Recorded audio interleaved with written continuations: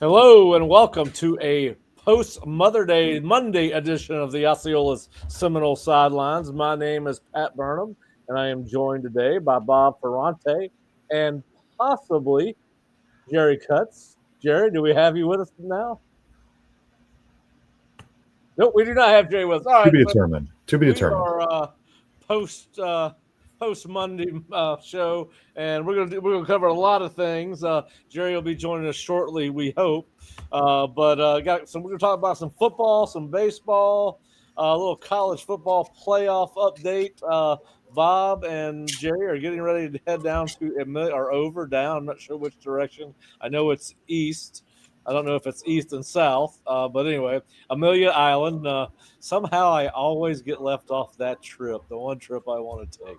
But anyway, so they'll have reports from the ACC meeting. So, Bob, how was your Mother's Day weekend? Did everything go well? Really good. A lot of rain, but a good weekend. Good to kind of recharge and get ready. Now, Amelia Island, I will tell you, very pretty, but it's a lot of sitting around a hotel hallway waiting on men to come out and talk to us and give us updates about the pressing matters of college athletics. So not as sexy maybe as you might think. It just sounds really nice. It really It does. Anytime you're going to visit anywhere that's an island besides Alcatraz is pretty good. It's pretty good. All right. Alcatraz been fun. Well, now it would be, but years ago it would not. Years ago. All right. So we got Jerry with us. Jerry, how was your Mother's Day weekend? Great. Had the wife and the mother-in-law and cooked for them. Everybody was happy. Nobody got sick. Well, that is good. Is there an annual sickness that's associated with Mother's Day in your family, Jerry? Nah. All right. So anytime I cook, you worry though. Yeah. Oh, anytime you cook? Yeah. Yeah. Well, Shane and I cooked breakfast for our mother yesterday. And of course, there's pictures to prove it. And she was very proud that we did not burn her kitchen down. And you would think we'd never cooked before. But yeah, so we had a Mother's Day up at the lake. She was happy, had her entire family with her, except save one grandchild. So it was a good weekend. We had one of my nieces graduated from Georgia. So it was a busy family weekend. But all right, guys, enough about us. Let's talk about Florida State. And let's start with baseball, Bob, because obviously FSU – a little bit, I don't know. When I didn't see any of the games because I was out of town. I'm not even sure they were televised. I'm sure they were on extra. But, Florida State takes the series 2-1 in somewhat, I guess, would be considered close games, 8-2 the first night or 8-1. Then they lost 5-0, which you don't see Florida State get shut out very much. That one shocked me. And then, of course, they won yesterday 5-1 in what is a very low-scoring game for Florida State, 5 runs over 2 games. So what do we need to know coming out of that Cal series, Bob? I think it's a lot of some of those similar storylines. Again, when Florida State loses, you really scratch your head and go, what is going on with these guys? Because they don't lose pretty. They can lose ugly. That was our second shutout of the year, Wake Forest being the other time they were shut out. And I think how much of that is a kind of a West Coast funk of sorts with that weird road trip and just maybe being out of sorts at the plate and on the mound early, I think with Joey Bellini, although they had some good relief on Saturday afternoon. I think going into Sunday, you're saying this is going to be bad if you don't get a good start from Wes Mendez and you don't figure out how to win, game 3 against Cal, because your RPI takes a magnificent shot. If Cal, one of the worst, probably Power 4 baseball teams out there, really a struggling team that did not win an ACC game in April. So let's kind of give you a bar for it right there. Florida State can't lose 2 of those games, but figures that out. Wes Mendez, I thought, had a really quality start, even though he tossed a wild pitch to let a run in. There were some walks there.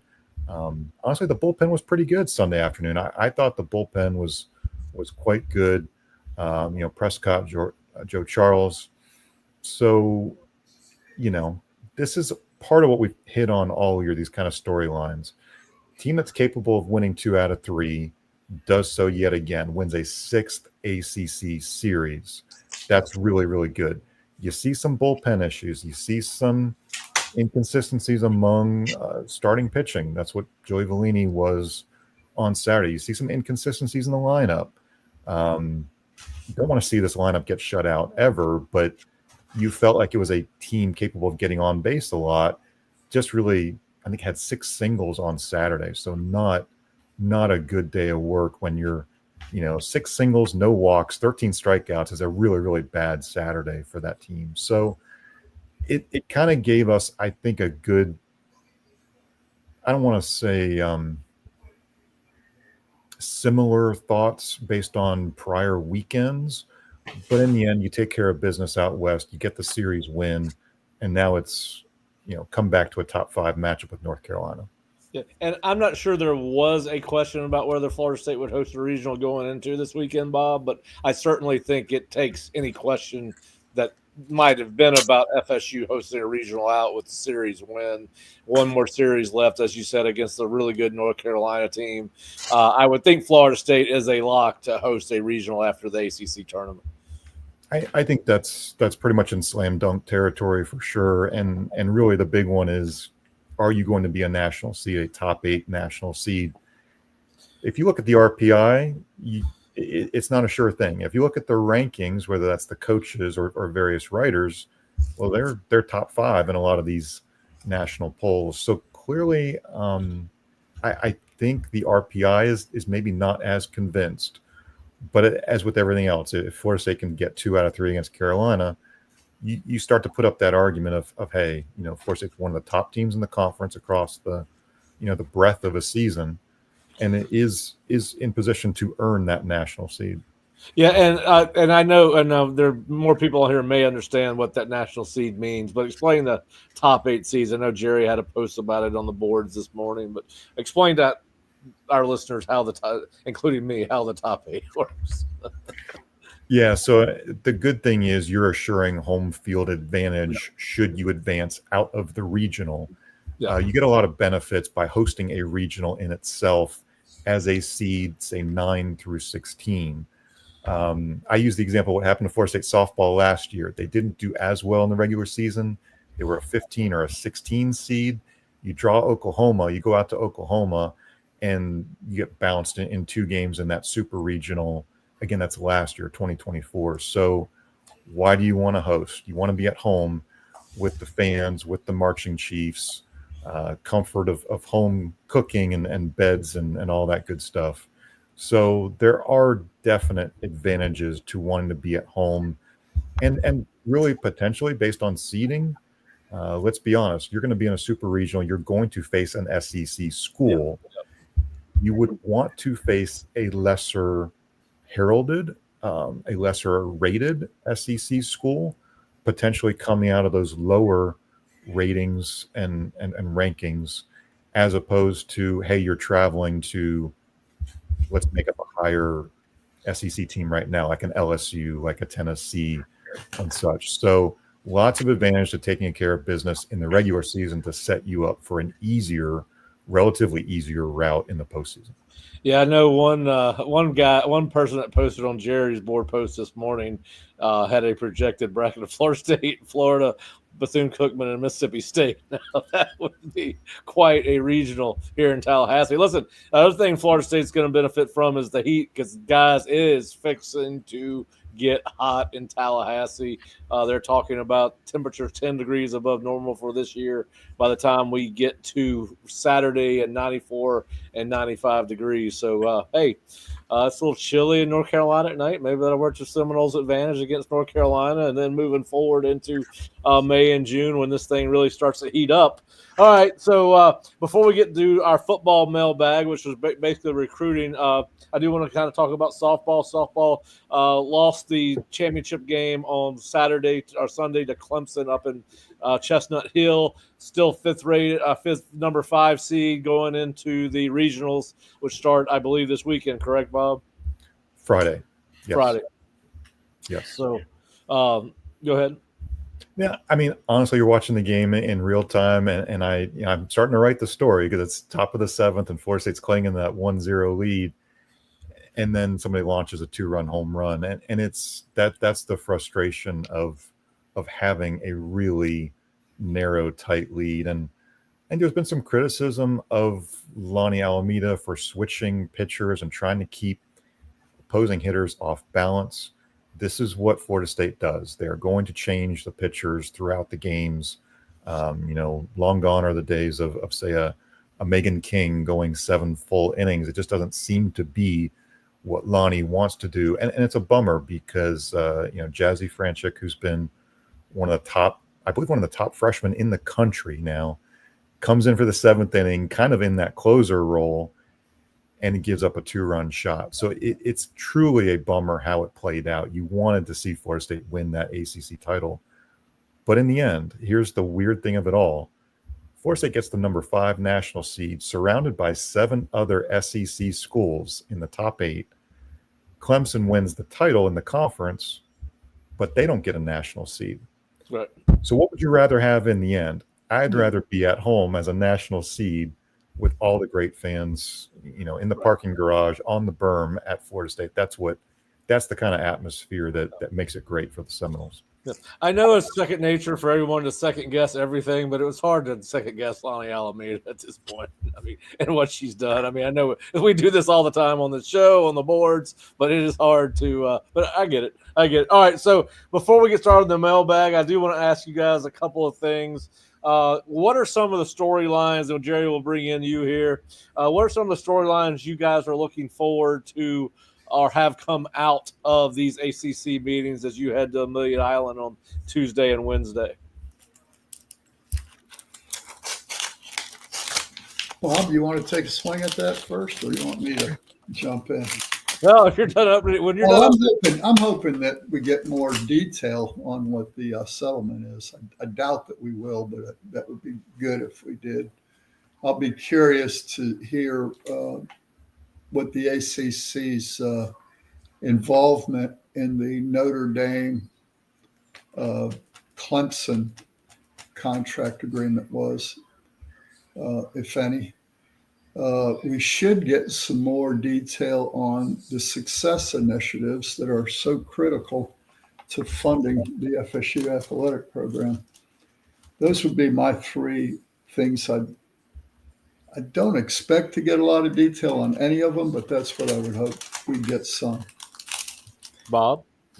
Happy 2-year anniversary to the term success initiative because it originated out of the Amelia Island meetings 2 years ago. I never heard it, struggled to even type out initiatives. There's a lot of I's and T's in there, and now I got it down. But I'm with you. I mean, it's been a talking point of Mike Alford's, of Graham Neff's from Clemson, their athletic director. Just how in the world do you reward Florida State and Clemson for the ratings, for the prestige that they bring to the conference?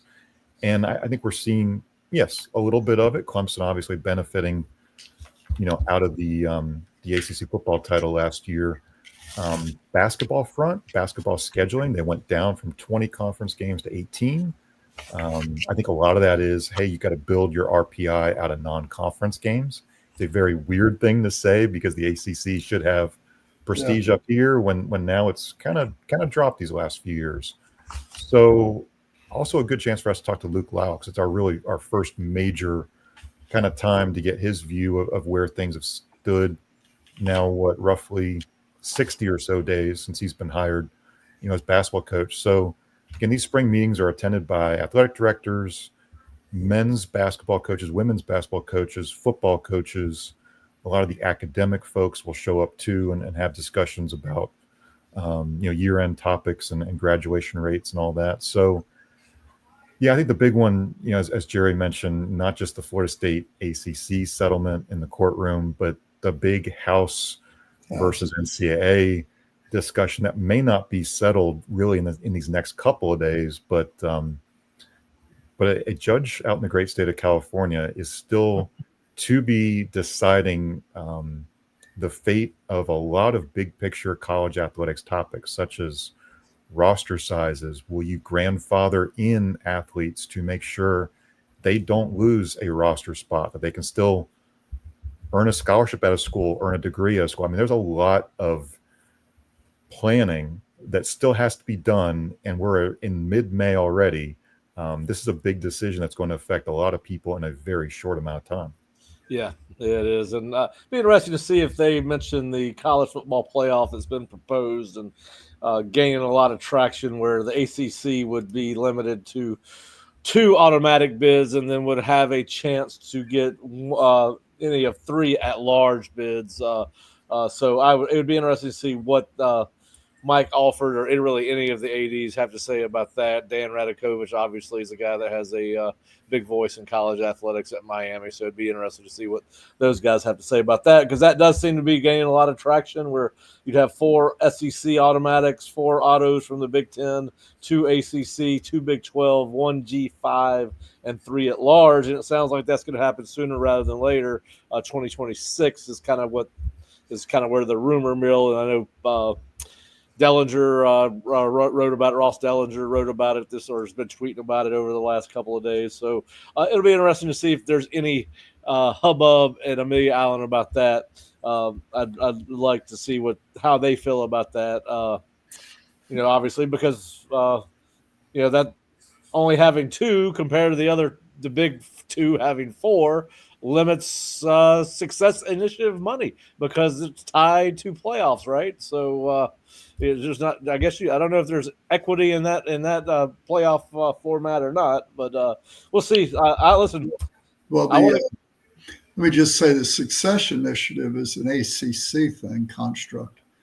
So Yes, but I'm saying that obviously a playoff berth from an ACC team would add to their money, I would think, in the success initiative. I think it would allow them opportunity to get more of the pie, right? I mean, they would have to. The playoffs got to be tied to the ACC success initiative, correct? It is, in the sense that the ACC is going to pay the schools that make the playoff that money. Now, how many schools could they actually fund? If they were, 2 will be a stretch, probably.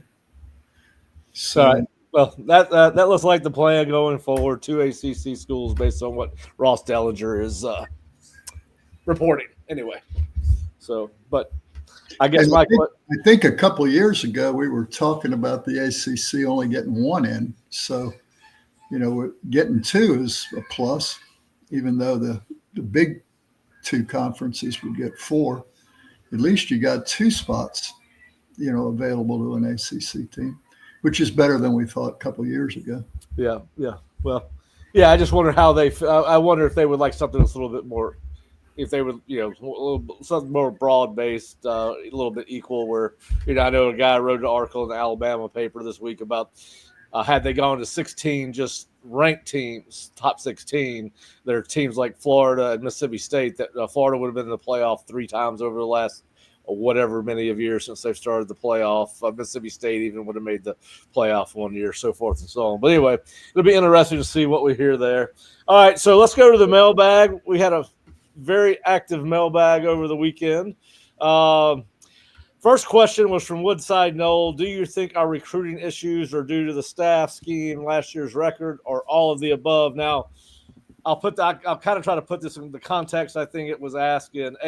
Florida State does not have a quarterback committed to the 2026 class, and that has caused a lot of consternation among the fan base, particularly the fact that it doesn't look like they have a lot of momentum with any particular quarterback outside of possibly Jaden O'Neal, who's committed to Oklahoma at the time. And then this 2026 class is currently ranked 25th. And I think that Florida State fans for the most part, think Florida State should be inside the top 10 in recruiting every year. And so I think that's one of the reasons that this question was asked. And I'll give all three of us a chance to answer it. But Jerry, we'll start with you. Do you think Florida State's recruiting issues are, as I put them in context, that why Florida State is not recruiting, I guess, at a top 10 level? Do you think that's due to staff, scheme, or last year's record? Well, first, let me ask you, in that top 10, is there any team in that top 10 not in the Power 2? I would assume that Clemson's probably in the top 10, but I do not have the rankings. I wouldn't assume that. They were 30. Well, neither one of us know, so. Yeah. So my point is, it's that top 10 has just become all Power 2. And I think FSU fans have got to get a grip on reality that this is talent acquisition now, and the people with the most money are gonna be in that top 10 ranking. I hate to say that, but I truly believe it. So, that's my opinion. And I've expressed that, I think, pretty clearly, that this is a whole new era, and with programs throwing around $40 million a year more in media rights than FSU has to operate with, it's just really going to be tough to break that top 10 in the future. Yeah, Clemson's number 4 right now in the rankings overall, and Kansas is number 10. So you've got 2 that are not in the big 2 so in there. Clemson was 32 and 25, and they're 4 now in 26. So, that's kind of interesting that, apparently in 25, they only took 15 kids. So in that 26 ranking, how many kids are they showing? Commitments. But whatever it is, it's based off the star rankings per composite rankings per. Yeah. How many commitments are there? Yeah, I don't have that in front of me right now. Okay. I don't have the number. I don't have their commitments in front of me. Yeah, that's the thing I'd like to look at on that. But yeah, I think the days of getting in the top 10 are just getting a lot harder. And, I agree with you on that. And when you don't have a quarterback among your commitment list, you're not 14, Jerry. 14 commitments for Clemson. Yeah. And how many does Florida State have in that commitment list? 9. Okay. Well, that's another reason. Yep. So, in this early stage, you're not going to be ranked high if you don't have a lot of recruits committed. But if you don't have a quarterback, that hurts you. Yes. Because usually the Florida State quarterback's going to be ranked pretty high. Yeah. Typically. So I think that would be my answer to that question. Bob? I've said this is a show me year from Mike Norvell. It's a show me year for everybody in the program, for the assistant coaches, for a lot of these players who honestly, I almost view recruiting, Jerry says it's talent acquisition, but we can also say recruiting is how we feel is different based on each position group. Right. And then how they're developed. You might feel better about one position group than another. And we sometimes lump recruiting into a broader, how do you feel about Florida State recruiting? I feel like it's a show me year for the 2023 prospects who have signed and are looking to develop for those 2024s. When I look at the 23s, you're in year 3. This is your comfort zone to really develop. And why does it apply to 26? What you do, what you show on the field as a program, as a coaching staff, developing those prospects, then sells to the 26 guys who are in. I know a lot of guys make their decisions over the summer now. I get the June window to OV and decide in July is upon us. But it's also a time in August, September, October to show, okay, Gus Malzahn's scheme is fun to watch and fun to play in. I want to play in that. And then Tony White's scheme is fun to play in and lets me play loose and play free or pick your saying. I do think there's a lot of, hey, prospects need to see it on the field. They can be shown what UCF does on offense. They can be shown what Nebraska's done on defense. It's got to be shown on that field for a lot of these guys to be convinced to make that commitment this fall. Well, and I think the other nuanced part of this conversation is we now have this thing called the portal. And the portal has, particularly in Florida State's situation, where you're coming off a 2-10 season, you've got to go out and go portal heavy so that you can compete in 2025 and 2026, and that is what we're seeing. Is high school recruiting still important? Of course, it's vitally important. Listen, I think that, I thought coming off a 2-10 season, the staff did well to salvage the class it did, particularly with closing with Arnaud and Cromah, flipping those guys on National Signing Day. I think last year's record has a lot to do with what's going on right now with Florida State's recruiting, and I think that if they get the ship turned around during this season and they show the ability to be competitive with everyone they play and win more games than people are expecting, I think that you will see Florida State get back in on some of these higher thought of kids in the 2025 or 2026 cycle. And I think particularly at quarterback, if they could come out and win 7, 8, 9 games, and I don't know what cap to put on them, but I do think that would help. And then scheme is, I think, the last of the three things that affect it in the question that Woodside Knoll is asking. Listen, everyone runs a RPO spread shotgun offense.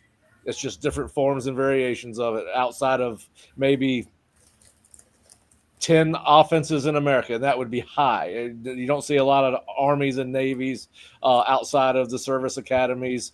You see you got a couple that are more pro style offense. Some get under the center at times, but not many. So I think the scheme, I think in the scheme, what they want to see is they want to see that our Gus Malzahn's version of the RPO spread offense is effective. Now, scheme to me and what Florida State does on defense would only really affect your ability to recruit one position, and that's defensive tackle. Because some guys want to play in an aggressive attacking defense, and some guys are opposed to playing in a defense where they have to be a two-gap defender where all they're doing is eating up blocks as opposed to getting upfield and being disruptors. Outside of that, scheme on defense is predicated by what offenses you face. Even Tony White's 3-3-5 will be a 4-3 at times, depending on personnel, down and distance opponent. So, but yeah, I think to answer Woodside, I think we all think it's a combination of things, right? It's not any one thing. I do think they've gotten, I will say, just with Herb Hand, I think they brought in a really good recruiter. I think they've helped themselves there. We'll see how much traction the other new coaches get on the road. We just haven't heard as much about them, right? Herb's brought in a ton of offensive linemen, offered a ton of offensive linemen. So we'll see what happens there. But we appreciate the question. Let's go to the next one. And it is, well, I don't want to do the snub one. All right, so this is a good question. How much responsibility does Derek Ray bear in our lack of talent evaluation? Well, in talent, I'm just going to ask, how much does Ray have played responsibility in talent evaluation? I know he's listed as a GM, but not sure how much he has. I know the answer to that question. Derek has a tremendous amount of influence on who's on that roster. He is involved in almost every key decision that they make in talent acquisition and NIL with Mike Norvell. He is responsible as anybody on that staff outside of Mike Norvell as far as who and how they bring these kids in, whether it's high school kid or portal kid. That's my understanding of how they operate, that he does have Mike's ear. That's why he is the general manager. Now, listen, the only thing that's different about, and we're starting to see a change in that, because now Stanford and Cal have gone to general managers that oversee the head coach. Right now, college football, for the most part, is still a head coach strong flow chart. And Derek is right below Mike, along with the coordinators, pretty much. But we are seeing kind of a general manager in college football at most of your major college football teams is going to oversee the majority. He's going to oversee the scouting department. He's going to oversee NIL. It's kind of similar to what Florida State's similar to what they do at North Carolina with Mike Lombardi, where he runs the recruiting department. That is what Derek does, and Derek is involved in all assets of talent acquisition, be it from evaluation to recruiting. Now, I'm not going to sit there and say that they filtered things to him, right? When I was at South Florida, 90% of the kids that we looked at out of state, that was my responsibility because we were a young program. We didn't recruit much outside the state of Florida. So the director of high school relations got the job of weeding out the out-of-state kids to go to the position coaches and then Jim Levitt. Derek Ray's not watching every kid that Florida State offers. He is watching film on the kids that have committable offers. But those are all coming to him through the personnel department and or assistant coaches, right? There's a flow to it. And then ultimately him, then Mike is my understanding of how that works. Yeah, I would just add, I think Derek Ray's talked about this a lot, that he has been given the opportunity to travel with Mike Norvell during a lot of Decembers. Now, Derek cannot go into a high school, for example.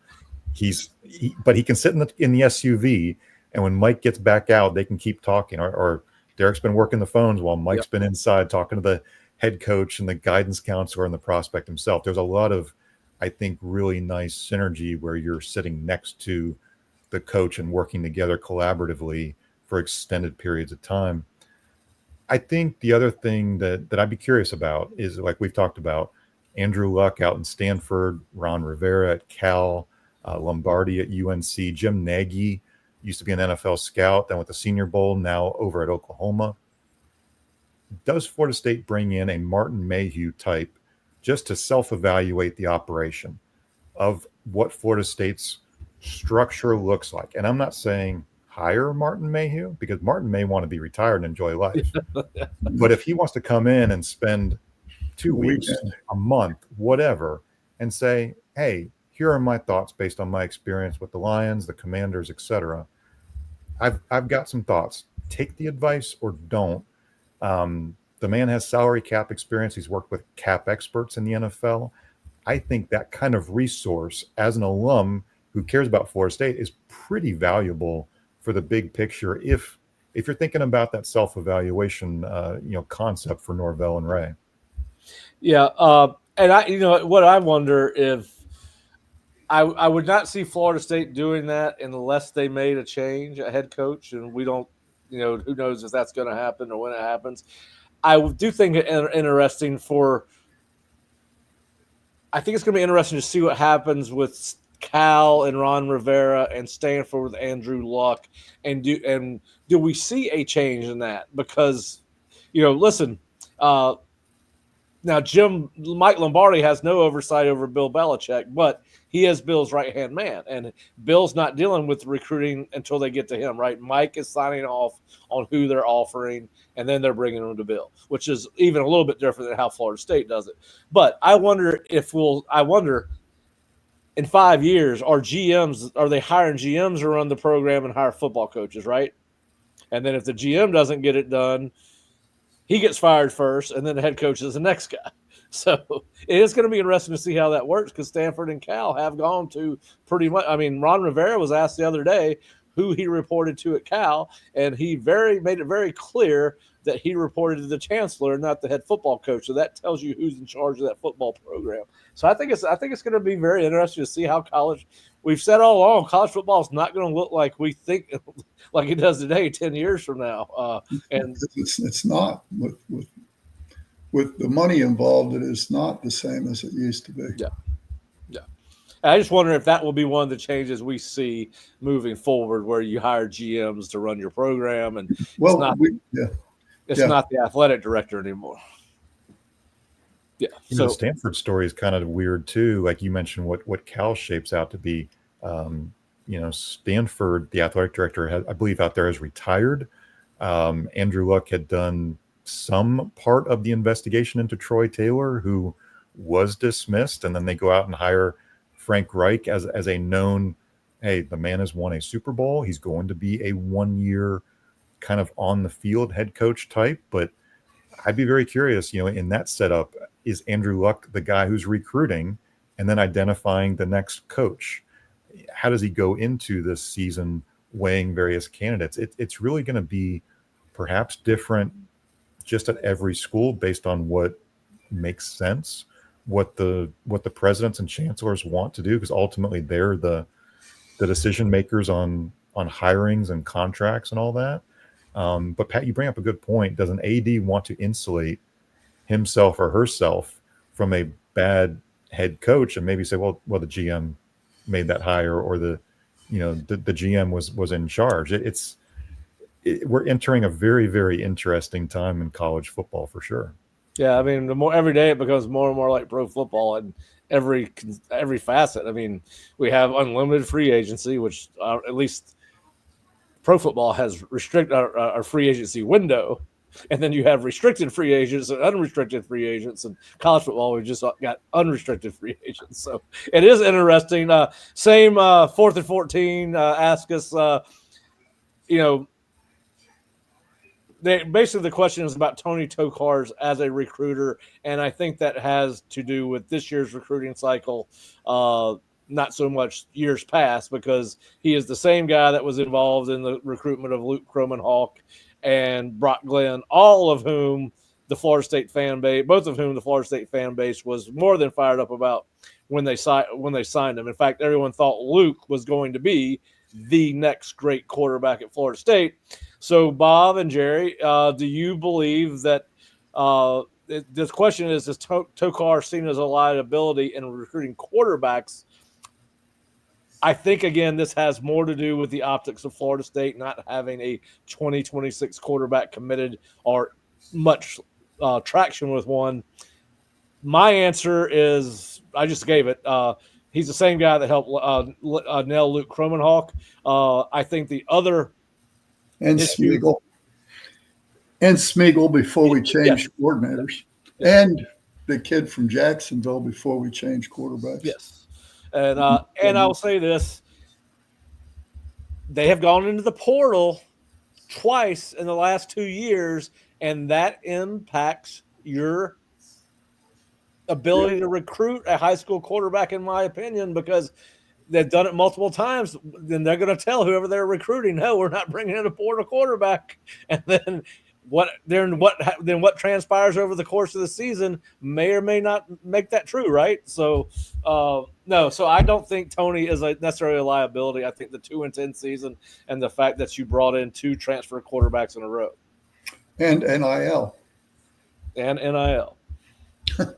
mean, that's the thing, even when you go back to your previous question, and I asked one of our assistants this off the record, were your valuations that bad last year? And he said, no, our valuations were great. They just wound up playing at other schools. I mean, that's really what it is. And I don't care what you're ranked here in, what is this, May? Yeah.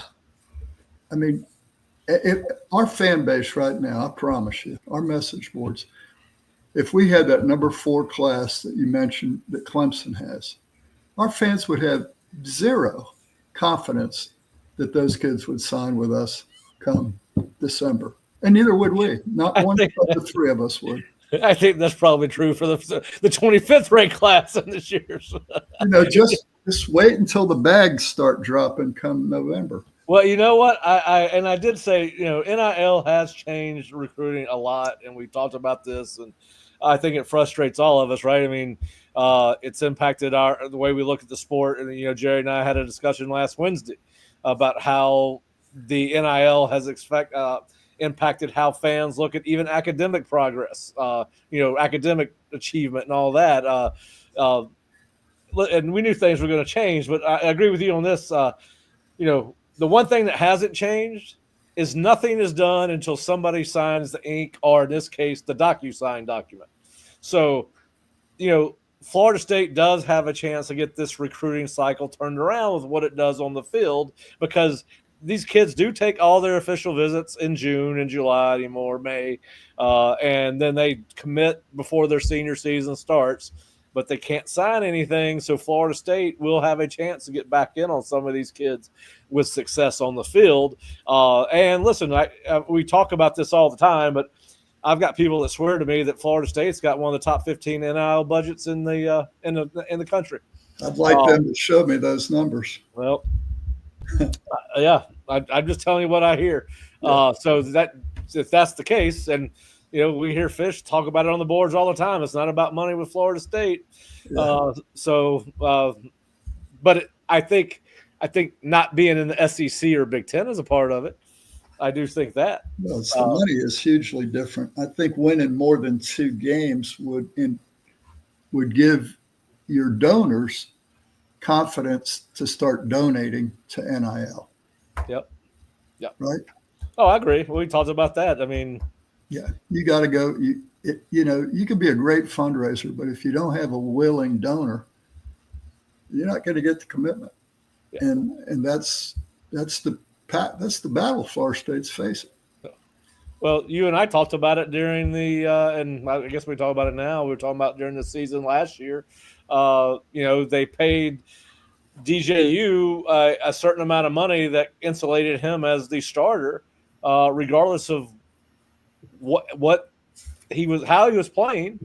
And one of the reasons before that is because they went to a booster or a group of boosters and said, we need this amount of money to bring this kid in here and be our quarterback because he gives us the best chance to repeat what we did in 2023 and 2024, 2022 and 2023. And then it doesn't pan out. And now that same guy is reluctant, right, to open up the pocketbook. Yeah, and just the average guy who is being asked to give $250 or $50 to Battle's End. I mean, he's looking at the product on the field going, what am I going to give my money to that for? Or I did give my $50 last year and look what I got for it. So momentum, success on the field this year could re-stir that interest in contributing to NIL. Yeah. Among not just the big donors, but that collective group. Yeah. And the same is true for Seminole boosters. I mean, they've got to raise $26 million just to balance the athletic budget before they start looking for NIL, before they start looking for the $20 million for revenue share. That's all got to be raised. Yeah. That's $59 million per year.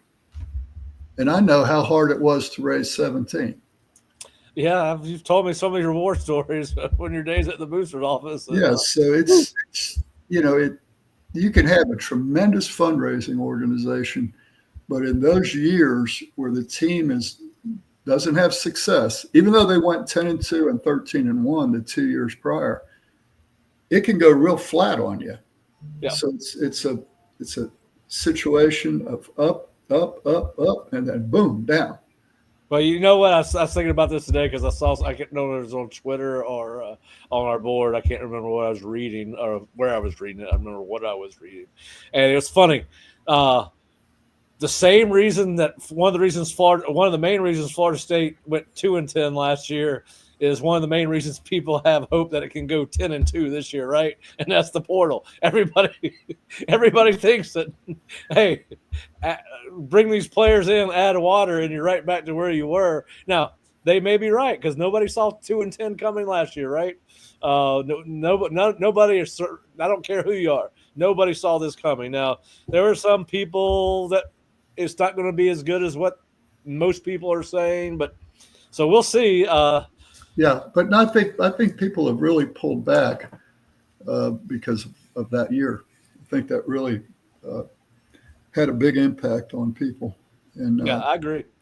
All right, so another question, and I believe this had to do with again, it was based on a recruiting thread. Is Josh Storms a positive selling point? I know we have to recruit size, but the street staff spends the most time with the players, and we were soft and unprepared last year. My answer to that question would be I think he has very limited impact on the recruiting front. Most players are not making their decision based off who the strength and conditioning coordinator is. And I don't know how much his name's going to be brought up on the recruiting trail about them not developing players. When you're talking about developing players, that goes more to assistant coaches not developing players, and to you got a bunch of 4-star offensive linemen who can't play. I think that's the kind of development kids are worried about. Who's going to develop me to the next level? Is there is a total non-factor? No, I think that if you don't put enough, if you're not competitive enough on the field long enough, that I guess you can correlate that some back to the weight room. But I don't know how many high school recruits actually get that in depth into it. Yes, I think he's got to be held somewhat responsible for lack of a physical football team. Mental and physical toughness are built in the offseason. I would say that he could have an impact if he has a meeting that really goes well, and he's one of the just which strength coach am I most comfortable with, whose program do I believe, but I think that's in lower on the pecking order. I think that's the head coach, success on the field, position coach, now NIL, all those things are a part of it. So I would say that, on a recruit or two per cycle, maybe at the end of the day, he checks off that one of the boxes they were looking for, and it puts the boxes in Florida State's favor. But no, I don't think anyone ever came to Florida State or USF when I was at USF because Ronnie McKeefery, who won National Strength Coach of the Year at the college level twice while we were there. I don't think anybody came because Ronnie was our strength coach under Jim Levitt, or Mike Golden was our strength coach under Skip Holtz, and both guys were very accomplished people. What are y'all thoughts on that? He was the same strength coach on the 10-2 and 13-1 team. That is also true. I think, I mentioned this too on the board. We talked about the leadership vacuum last year. The accountability was lacking from this team. I think that probably showed itself very quietly in those off-season strength and conditioning rooms. When you don't have accountability and leadership, it is evident very early. I do think probably Josh Storms would admit that he saw some pieces of problems in those areas. And I'm not sure how much Josh Storms can fix that, because you really can't change the personnel out in February. I mean, you can dip into the spring portal. The only other thing I would add on is players are going to come to a school, right, because they want to be developed at the college for the next level. Right.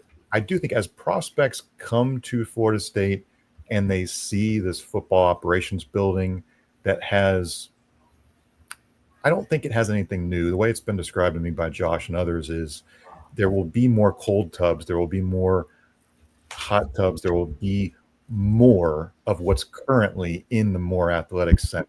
It will look like it's easier to schedule various treatments and have just better facilities for the development of an athlete. I do wonder, as much as we say, well, do facilities really matter in an NIL era? Will a prospect come in and say, well, this is really, really nice. I mean, this is a great facility where I can physically develop. I still agree at the end of the day, they're going to want more money. Yes.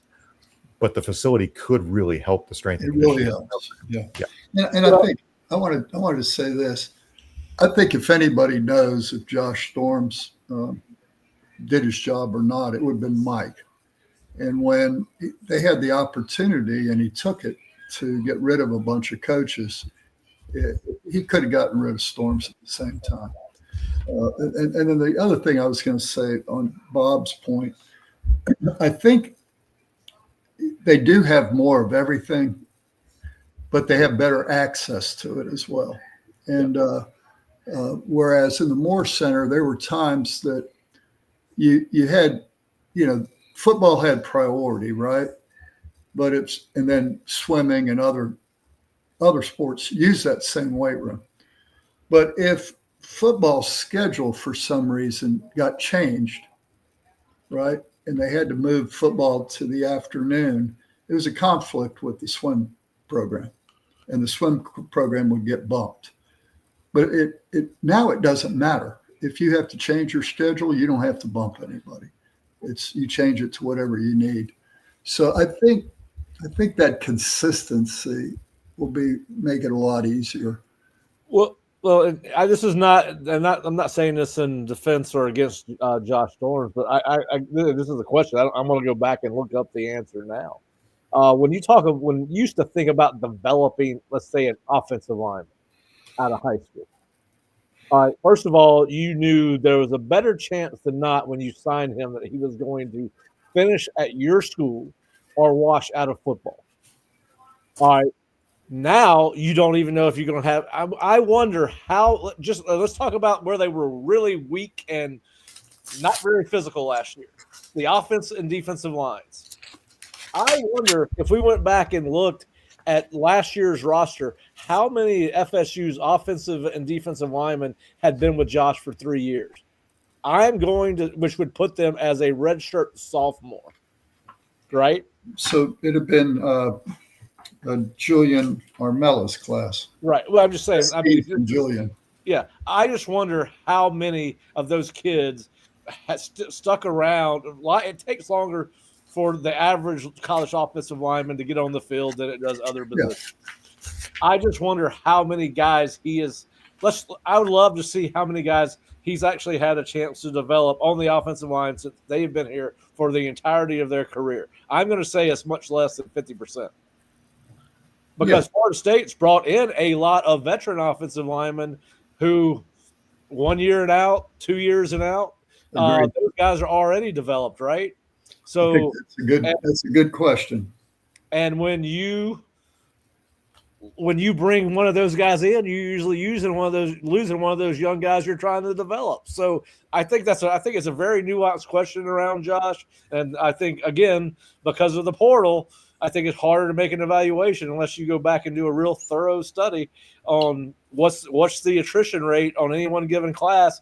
How many guys has he actually had the chance to work with for more than 2 years or more than 3 years? Because, again, there are certain positions on a college football field that takes longer to develop to physically get ready to play, particularly if you're playing for a good program that's got talent in front of you. So I think it's a nuanced question, and I kind of agree with Jerry. If he thought that's where the problem was, Mike had carte blanche to get rid of anybody he wanted. And listen, that doesn't mean he made every decision he made was right. Time will tell. But listen, they're paying him a lot of money to make those decisions. So and he chose who he wanted to roll with going into this pivotal stretch of his tenure at Florida State, and Josh Storms was one of those people. So we'll see, but a very new, like most things. Listen, I was thinking about this today as we get ready to talk about all these things and just life in general. We all want to live in black and white, and in the black and white, and most of the world lives in gray. What's that? All of the world. Yeah. So it's these conversations, like we're talking about the future of college football as a family this weekend, and and at the end of the day, I was like, well, listen, I don't want to argue about this. I said there are so it's such a nuanced conversation, and so many legal things that we don't understand, and so many financial things that we don't understand, the ripple effects of all these, wake me up when it's over type of thing. But we all want to live in the black and white, and there's a lot of gray area and all these things we talk about because that's the way life is. I wish sometimes it's more black. Listen, when it's gray, we want it black and white. When it's black and white, we want it gray. We always want it the opposite of what it is. All right, so we'll end with this one. We're probably going to cover this again and again and again, just like most sports programs. We did get this, and over under 8 wins next season, based off what you've been able to see so far. Well, Redfish Jim, unfortunately, we only saw one practice. Only half of us saw that. So I think what we're doing is trying to make when you try to cobble this together, you're kind of playing from scratch, right? Because what we're doing is we know Florida State's going to play top 25 teams entering the season. Clemson, Florida, Alabama, and Miami are likely going to be in all 4 of those teams are likely going to be in somebody's top 25. Or they'll be underdogs coming into that season. You bought a win against East Texas State, A&M, Southwest, whatever they called. I'd never even heard of the school, didn't know they played football. So you got to win there. You got to win against Kent State. So let's just say you're playing scratch. That's 2-4. To me, it comes down to what happens with those other 6 ACC games, right? Could you get one of those what I'm calling the Big 4 games, the name brand games? Most likely Florida, because it's later in the year. Who knows what they look like? You might have made improvement. They may have regressed. Over under 8, I'm going under right now. Regular season, under. Bob, I am too, for the same reason, just to make this quicker. I agree with everything he said. Yeah, we should have Jerry on the show more. Brevity is Jerry's middle name, yes. Under 8, but I think, look, I've tried to say this a couple of times. Florida State football needs to be fun again. Florida State football needs to beat a rival. And going back to Jerry's point of fundraising, you can fundraise off the back of a fun football team that beats a rival. Miami, Florida, Clemson, Alabama. I know some of those look daunting on May, what are we, the 12th? Yeah. A lot of time between now and then. I'm a believer in the value of a win over a rival. Go back to 2021. Florida State was really desperate for that. 4th and 14. You get a rushing touchdown on the goal line with Jordan Travis. I think that 2021 Florida State win over Miami was pretty significant. I'm not saying these are similar programs at a similar point in time of 2025. It's just, it feels like Mike Norvell and the fans need something to really, really feel good about long term. And a win over a rival is incredibly valuable. It's you can't put a number on it. It's priceless in a lot of ways, right? Yes. Yeah. Listen, what an Alabama win would. I mean, listen, it's a season opening game. Kalen DeBoer's coming in this game with, sounds crazy to believe, going into his 14th game with Alabama under an immense amount of pressure. You're on the road at Florida State. Let's just assume Florida State did what it did 3 years ago and hits it a home run in the portal with just about every kid it takes, going back to the Trey Benson, Jared Verse, Braden Fisk era of Florida State football.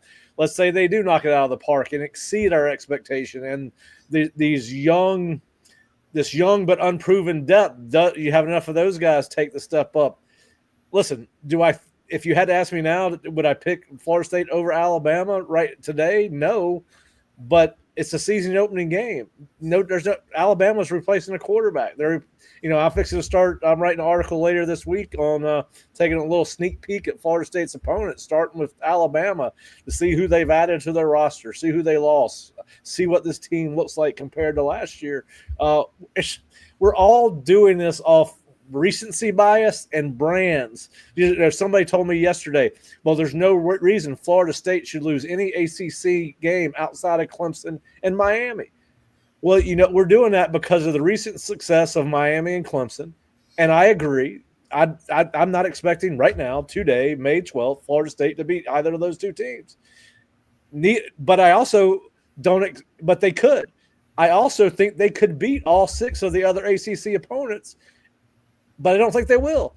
But we're all saying that because Florida State's brand is bigger than NC State's and Wake Forest and Virginia Tech and Virginia. The person that told me this did not know that Chandler Morris had transferred from SMU to Virginia and is an accomplished quarterback. Now, if they got the quarterback portal position right and Florida State didn't, they could beat Florida State. So I listen, this is one of my buddies texted me the other day. spring football's over, the portal's closed. We have reached the beginning of talking season. And this is going to be what we're going to do for the next 4 months. And I love it. Let's talk about it. I don't care how many times we talk about it. We're going to hypothesize and prognosticate and formulate and all of these things. But on August 30th, we're going to line up. And listen, I do believe, again, it's crazy to go back and think that the reason I believe they could be good is the same reason – for the same reason last year. If you had told me Florida State would have gone 2-10 last year before, I would have bet my life there was no way that was humanly possible. So we do not know what's going to happen. We have to study these teams and figure out what these teams that Florida State's – and most people don't do that. They look at brands. I guarantee you nobody that has looked at Virginia's additions in the portal, Virginia Tech, that's talking about how many games Florida State's going to win or not win. So I'm looking forward to jumping into this little portal study, post-spring study on Florida State's opponent, so that I feel a little bit better about formulating an opinion. But yeah, I think it's fascinating, and I think that Florida State could. You see upsets in week 1 a lot, guys. And Jerry, you popped away. We were talking about how much, there's pressure on both those head coaches coming into that first game. Kalen DeBoer is going to have more pressure on him than any coach in America in week 1 because he cannot lose to Florida State. I mean, now it'll be we'll dramatize it as the Alabama media will. Paul Feinbaum will certainly have the world falling down in Tuscaloosa if Florida State were to lose, but listen, that's a high-pressure game for both head coaches, right? They're both in – it's hard to think that Kalen DeBoer is in a pivotal year going into Game 14, but it is what it is. He's coaching at Alabama. And one of the games that always concerns me is when you play at NC State. Don't like that. Yeah. Yeah, particularly at night. And then there's no telling when that game – we won't know what the game time is, but yeah. And I don't know what they've got in the portal. I know they had a good defense last year. Yeah. Of course, they've lost some of those kids. So it's that they got their hands full going into this year. Yep. And now, if I'd have been out on the practice field this spring and I saw some really encouraging signs, I may have taken the over on 8. You know what I mean? But I have no way to know. Yeah. And but in my mind, we're a 2-10 team until we prove we're not. Yeah. You are what your record shows you are, right? Yeah. Until you prove different. And listen, I think it's got a chance. Listen, I think the portal gives everybody hope that they hit all the right buttons. I've said this before. If they hit a home run with Castellanos, he is one of the most dynamic guys in college football. Again, he's electric. But it's about who he's going to shock. Is he going to shock the opposition with big plays, or is he going to shock his own team with a high number of turnovers? And if they get the turnovers down right and they hit the right buttons with the offensive line and bringing in the running back, because Lord knows, based on what we know about the receivers, the running game is going to have to open up the passing game. And that's probably true because Castellanos is the quarterback. You're not going to just drop back and rip it without a running game with him at quarterback. So, listen, I don't expect them to go 10-2. I expect to see improvement. I think it's going to be a fun season. I'm glad we get to talk about it for the next 4 months. Listen, let's just suppose they got lucky, Pat. Not lucky, but let's say they're good. They got the right pieces put together. Yep. They start off to beat Alabama, East Texas A&M, Kent State sitting there at 3-0. Got Virginia. Got a big game against Miami next. All of a sudden, they could be on a hell of a roll. Yep. And our attitudes would change completely. Oh, well, I'm convinced more than ever after last season. Let's play the games and see what happens. Listen. I think it's all right to question. We got a lot of people saying 6-7 wins, and I get that, and I don't disagree with that. If you ask me to bet, I'm gonna say high end 7. Hope I'm wrong. And I hope that we can.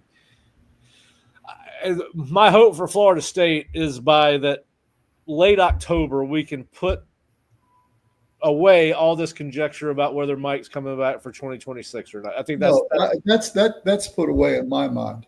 Yeah. I'm not buying any coach out. Well, that's but he'd have to do something bad off the field for that to happen. Yeah. Well, I don't. I don't ever think about that. No. I mean, a lot of people do. Well, I'm just hoping for all of our well-being that guy's successful. Yes. Because if I want to save that money to buy our way out of the ACC. Yeah. Or I'd rather take that money, the buyout money, and put it in his NIL budget. Give him a chance to compete for this. Yeah. Well, that is kind of where the questions on the board, and we're not going to cover it today because we could get dragged in it for hours. But there's the magic number question has come up, and we'll save that one. I know what your thoughts are. I know what mine are. We won't get into it today because we're already at an hour. But that's and we've got 4 months to talk about it. But yeah, that's kind of where it went after they started talking about 8 wins. The next question was, what's the magic number? Essentially, is a long-winded question, but what's the magic number for Mike? We'll talk about that. We got plenty of time to talk about it, and I want it to be a good, well thought out conversation. Well, we can do that, but my magic number is whatever the amount of that buyout is. Magic number. And that's the easiest question of the day. Yeah. And listen, I think we're all going to have. That's what I was talking about earlier. We're all going to have our elevator speech down for that subject matter because it is going to be. I got mine down. Yes, I know. I know that you do. What's funny about Jerry is he can write for days, but we get him on the show and it's a 1-sentence answer. Yeah. It is. If I had him at Gordo's over a beer, I would not have said a word. I would not have said a word, but we got him on here and he's full of 1-sentence answers. That's funny. I think that's one of the sillier questions that are out there, and I don't mean to insult anybody that is among the many that you mentioned, but I don't know where people think Florida State comes up with this money. Yeah, I just don't understand. I mean, and a lot of the people that are saying that aren't big donors. They're the people that are either giving nothing or given very little. Yeah, I don't disagree with you. Yeah, I mean it's silly. I'll let you go. I don't want to delay. Yeah. Oh, listen, I think it's going to make for fascinating conversations. But I do think everyone needs to go ahead and have their elevator speech down. And listen, I'm going to live in the gray area on that. I do think the finances matter. Just to be very quick, I also do think the optics of the season matter. But I think. And I'm hoping the optics are so much better than last season because I know that was a tough season to watch. But anyway, a lot to talk about. We got 4 months to do it. We'll be back on Wednesday. We hope to have Eric Llewellyn joining Kurt and I. I think Kurt's going to be on Wednesday. We're hoping because Jerry and Bob will be on the road coming back from Amelia Island. We may have them pull over at a Buc-ee's or a Wawa and get a cup of coffee and talk to us about what they've learned at the Amelia Island meetings. Nick, I'm sure, will be on here at some point this week. Did not know whether he was coming on today or not. But anyway, we'll talk more. Busy Bee, Pat. Busy Bee is a major donor to Florida State. Well, they'll be at the Busy Bee buying as much coffee as he can so that Busy Bee can put it back into the program. There you go. There we go. All right. Everything comes full circle here on the Osceola Seminole Sidelines. All right. It's kind of like a Seinfeld episode. Everything's connected. Everything's connected. All right, guys. I appreciate you joining me. I will talk to you guys later. Have a safe trip to Amelia Island. Look forward to seeing what my present is from when y'all come back. A seashell of some sort. We'll see what happens. But look forward to hearing what you guys hear, and we will talk to you guys on Wednesday. If you're an Osceola subscriber or not an Osceola YouTube subscriber, please go to the Osceola YouTube channel and hit subscribe and the notification button so that you get notified when we're doing shows live or taped right now. Our schedule is every Monday, Wednesday, and Friday live at 3 o'clock. Usually an hour in the off season. We'll get more long-winded once football season rolls around again, or possibly during the regionals of the baseball and the World Series, hopefully. But then obviously, if you're not an Osceola subscriber, please go to theosceola.com or floridastate.rivals.com, and you can check out all our content. We have the baseball weekend covered, softball weekend covered. I think Nick's getting ready to drop his wide receiver tight end board update on where Florida State stands with the guys on that board at those two positions.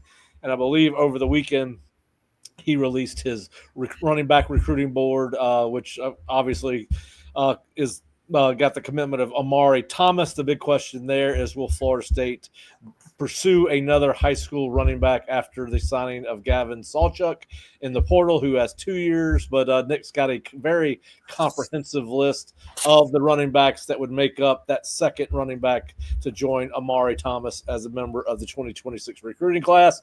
I can say this: if they got any of those backs, the number would go up from 25, and concerns about recruiting would be a little bit less. But we'll see what happens. Guys, have a great one. We'll talk to you on Wednesday. See you, Pat.